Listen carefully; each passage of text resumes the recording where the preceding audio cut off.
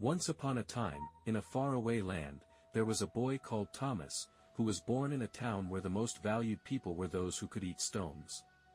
Unfortunately, Thomas was unable to eat any stone. Since childhood, he began to realize that there was something wrong with him. His parents were disappointed that he couldn't eat stones, his schoolmates made fun of him because he couldn't eat stones, his teachers despised him because he couldn't eat stones, and everyone kept telling him that he would never amount to anything important in life. Bombarded relentlessly every day at home, at school, and even by strangers in the street, openly in words or veiled in gestures, Thomas, without realizing it, let a monster be born, and also without realizing it, began to feed this monster that would in turn consume him and finally murder him. This monster brought together all the phrases, attitudes, beliefs and ideas that Thomas received from everyone around him, growing in power and cruelty day after day.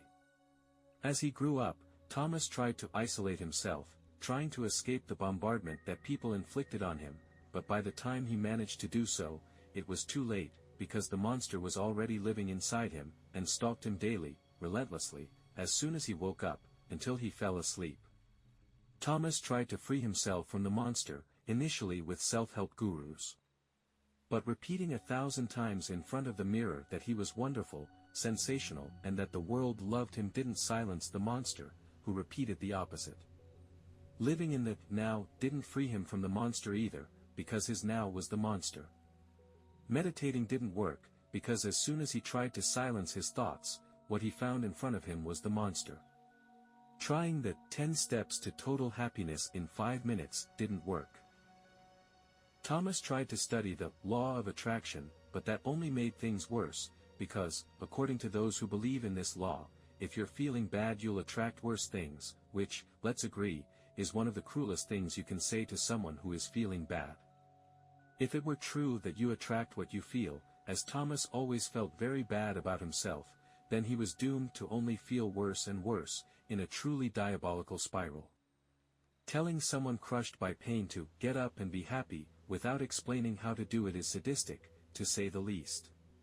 Pretending that he was the world's greatest stone eater didn't work either, because his reality was that of a non-stone eater, and pretending was never going to magically change that. It took Thomas a while to realize that what all these people were promising was actually a perpetuation of the same state of affairs, that is, how to be a stone eater. He tried psychologists and psychiatrists, but these professionals charged fees that a non-stone eater couldn't afford for the long duration of treatment.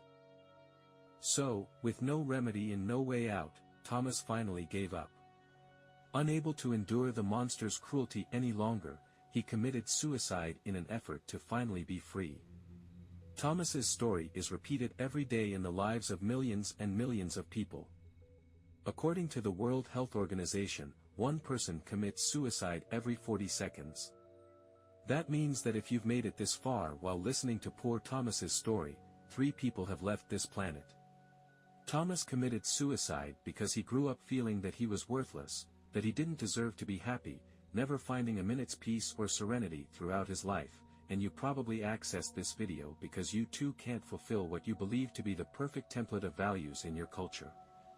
Whether it's becoming the Superman of the day, the Wonder Woman, the hero who's going to commit suicide by blowing himself up in a holy war, the perfect employee of the most coveted company, the champion athlete, the famous actress or singer, in short, you've probably grown up immersed in false values that you can't achieve. You believe that you're a flawed being because of this and, as if that weren't enough, you still mercilessly blame yourself for it, even though you're aware that it's not, and never will be, your fault. You may even be aware that these values are false, but the monster we mentioned in Thomas's story continues to torture you, for the simple reason that, even without being aware of it, you grew up believing that to be happy, you have to eat stones. And yes, the monster doesn't just make you feel despicable, he also constantly demands that you do something to feel different. To feel better, this better also being another false belief. In short, you're probably feeling unhappy right now because you're pushing yourself to achieve an idea of happiness that doesn't really exist. You feel you have no value at all, because you grew up learning to believe in a system of false values. I'm saying that your suffering, your pain, comes from the fact that, in addition to false beliefs about what you should be, you also believe in a false happiness, a false perfect world, and when you confront your state against this belief, you naturally come face to face with the contrast, and it's this that makes you unhappy, not your reality itself. What's worse, you charge yourself with the same perversity as the monster we're talking about, and it's so impregnated within you that it's impossible to separate one from the other. And this division, this separation, is what we're going to try to do now.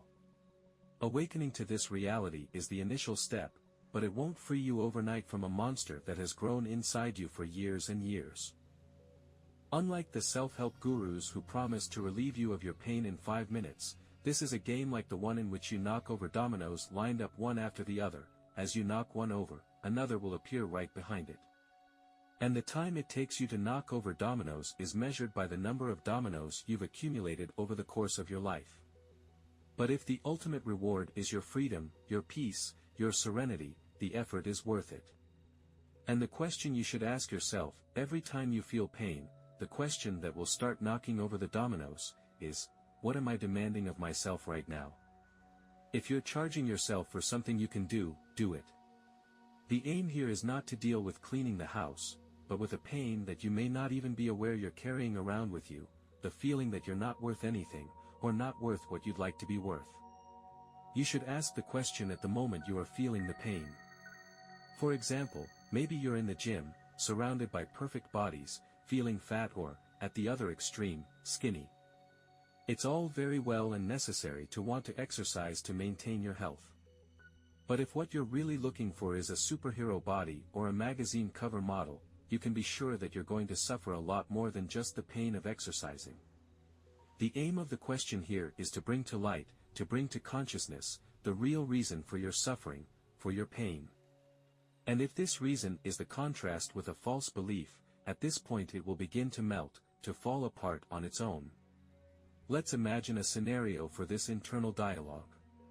Let's take a common situation, that of a girl who would like to be like one of those fashion magazine cover models. Our character feels distressed for no reason and asks the question, what am I demanding of myself right now? And the answer in this example would be, I should be beautiful like that model. The dialogue continues.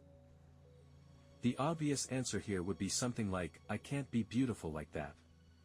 And our monster's response here would probably be, of course not. You're hideously ugly. You're so ugly you shouldn't even be alive. You make the world uglier. Perhaps the monster doesn't speak with these words, but with the equivalent emotions.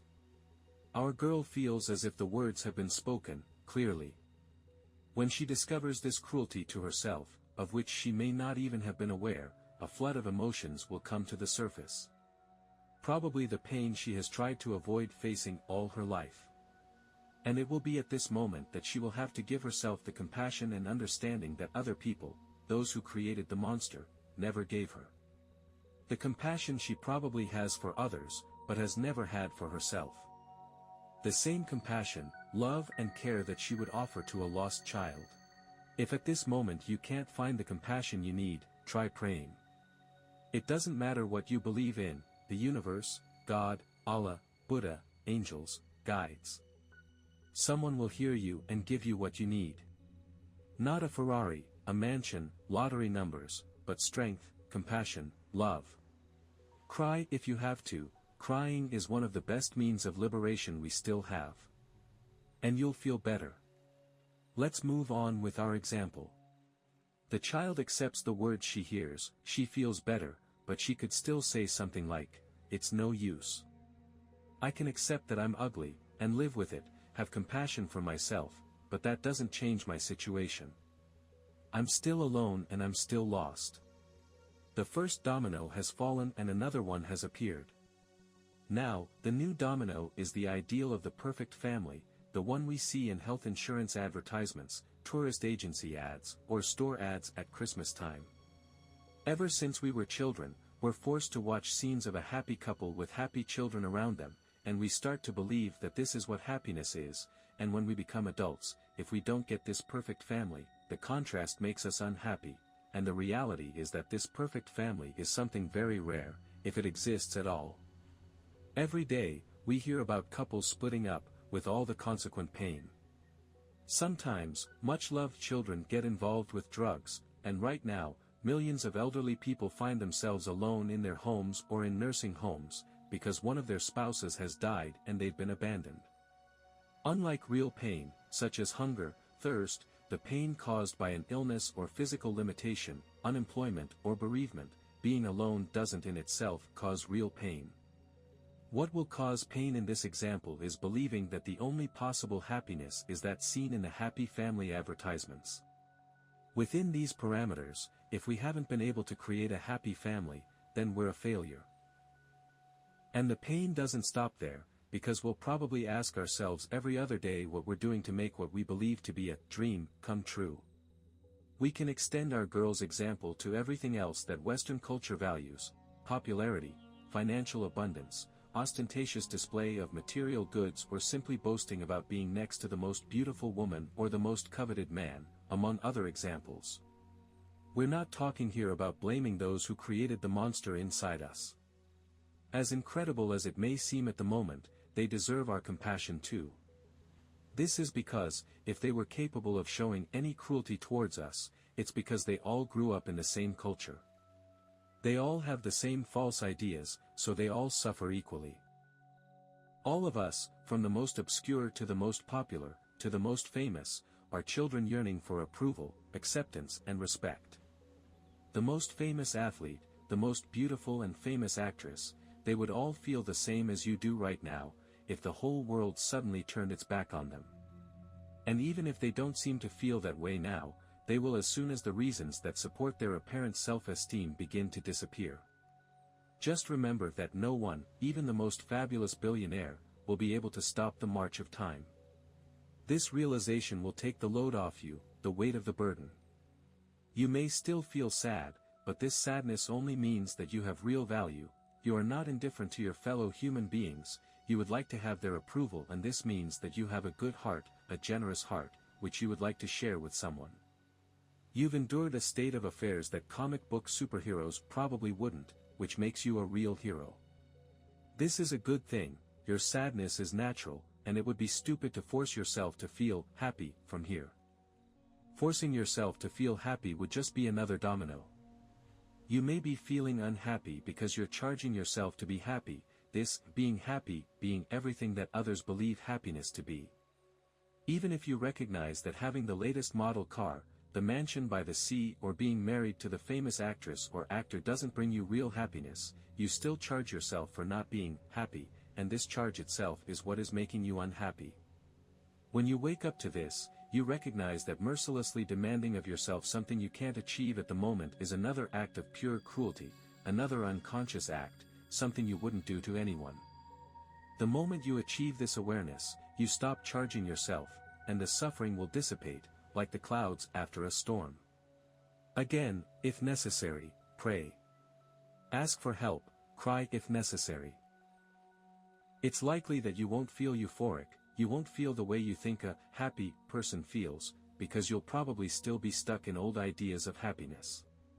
But at least you'll achieve some relief, some peace. And that, perhaps, is true happiness. If you liked this content and would like to hear from me on other themes, please leave a like and subscribe. It's the only way I know if I've done the right thing. If you prefer, describe in the comments what you'd like to hear about. Thanks again for watching. I wish you much peace.